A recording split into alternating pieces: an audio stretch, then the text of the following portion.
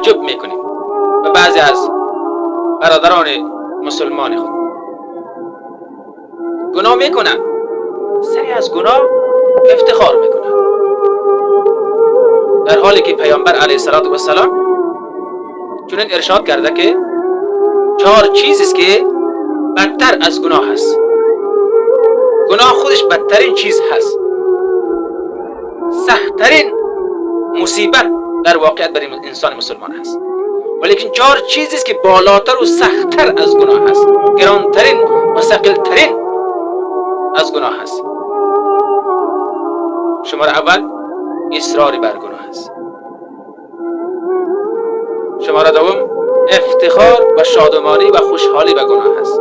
گناه را میکنی سرش هم خوشحال میشوی و دیگرها بیان میکنی به طور افتخار و نمونه و حیات افتخار برای دیگرها بیان میکنی.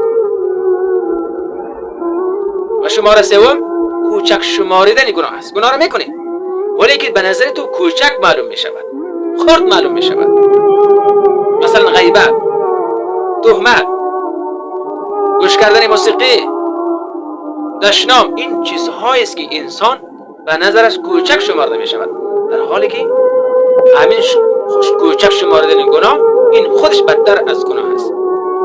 و شماره 4 توجیه گناه است. گناه را میکنی سر گناه خود توجیه میکنی، چرا این کار کردی، چرا گناه را کردی، توجیه میکنی. این بیان حقیقت است، والا یوتور است، فلان است. توجیه بر گناه هم این بدتر از گناه و سخت‌تر از گناه است.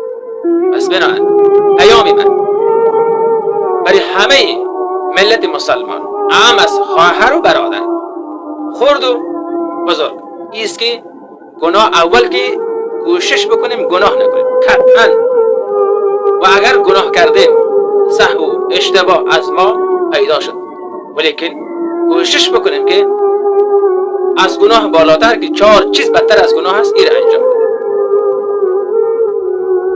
پس بنابراین خواهش من از همه برادران و خواهران ما است که دیگه شنیدن مطرح نیست. از یک برادر مسلمان خود یک پیام ایمانی و اسلامی و قرآن را شنیدن مطرح نیست، بلکه عمل کردن و در صحنه عمل خود را قرار دادن این مهم است. شنیدیم، خواندیم، فهمیدیم، ولیکن از همه مهمتر عمل کردن مهم است که عمل کنیم. پس بنابراین ما الگوی عمل در جامعه اسلامی باشیم.